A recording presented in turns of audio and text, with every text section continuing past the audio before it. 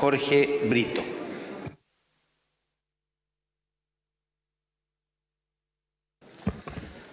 Muchas gracias, presidente. Bueno, es sabido y yo creo que me alegro que acá es transversal el reconocer que la ley del cobre es un despropósito institucionalizado. Gravar el 10% de las ventas en dólares de Codelco a beneficio del material de guerra y de las armas no solo permitió tener altos gastos en defensa, sino que permitió que unos pocos se aprovecharan del Estado de Chile y de toda nuestra sociedad para defraudar al fisco. Y de esta forma dañar enormemente nuestras propias instituciones de la Fuerza Armada. A raíz de eso, el gobierno ha tenido la impronta no solo de hacer el proyecto, sino que de defenderlo. Y eso no puede ser sino que para nosotros un motivo de agrado y el cual respaldamos. A partir de hoy se acerca cada vez más el fin de esta ley y nos acercamos a tener un nuevo mecanismo de financiamiento para la defensa. Valoro profundamente que el gobierno haya tomado esta iniciativa y que la defienda. La nobleza obliga a reconocer lo bueno, lo sustantivo, y lo que es sin duda un avance y que contará con nuestro apoyo y con nuestra defensa. Como no iba a ser una atrocidad la ley del cobre si no solo rebosaba de financiamiento para material de guerra, sino que sin claras orientaciones estratégicas, sino que además obligaba a Codelco, presidente, a entregar recursos para armas, aun cuando Codelco tenía pérdidas, como ocurrió el año 2015, en el cual Codelco tuvo pérdidas por 1.300 millones de dólares y tuvo que pasar para armas, por ley del cobre, 867 millones de dólares. Pero si la actual ley del cobre es de 1958, esta nueva ley, me imagino que estará vigente este nuevo mecanismo por lo menos por 50 o 100 años más. Y es por eso que yo lamento que, habiendo estado un año en el Senado y acogiendo tantas indicaciones y propuestas de los senadores, nosotros hayamos tenido 3 horas para este proyecto de ley.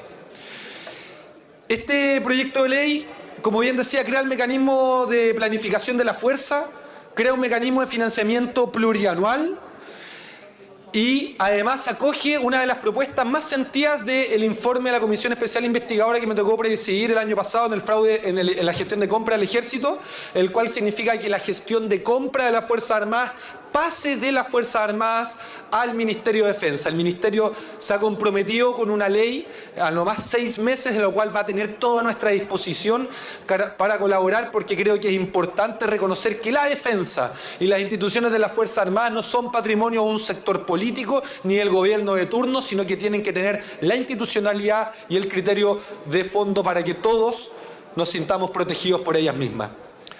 Habiendo tantos avances, presidente, creo que no se justifica mantener un aporte basal mínimo de casi 500 millones de dólares a el material de guerra, independiente de lo que piense Chile, independiente de la situación de Chile o incluso de lo que se planifique para la defensa.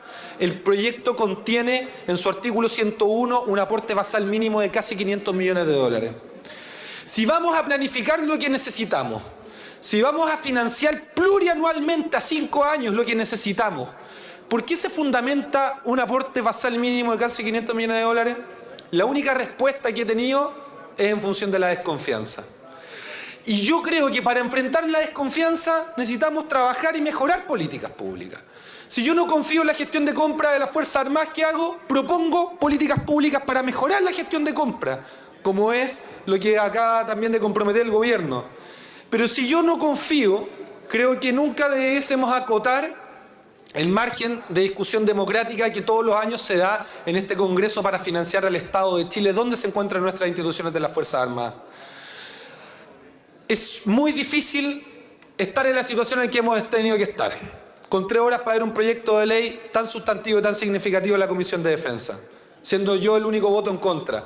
Es muy difícil porque se interpreta como si estuviésemos en contra de estas instituciones, como si estuviésemos en contra del desarrollo y la protección de la patria y de nuestra sociedad, como si no quisiéramos dormir tranquilos por las noches teniendo las garantías de que están todas las fronteras y de que nuestra soberanía va a estar resguardada por valientes hombres y mujeres que están incluso dispuestos a entregar la vida.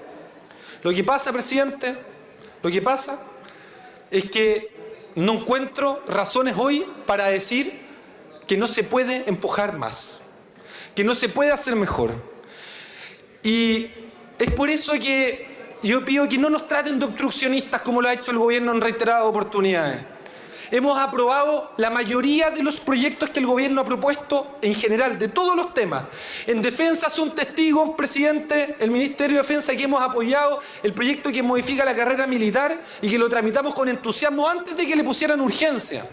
Y así las buenas ideas van a seguir siendo apoyadas, pero no podemos actuar sino que en consecuencia con lo que pensamos, y es por eso la votación que realicé el día de ayer en la Comisión de Defensa y que mantendremos en esta sesión de sala, porque no llegamos a este Congreso actuando de manera distinta como pensamos.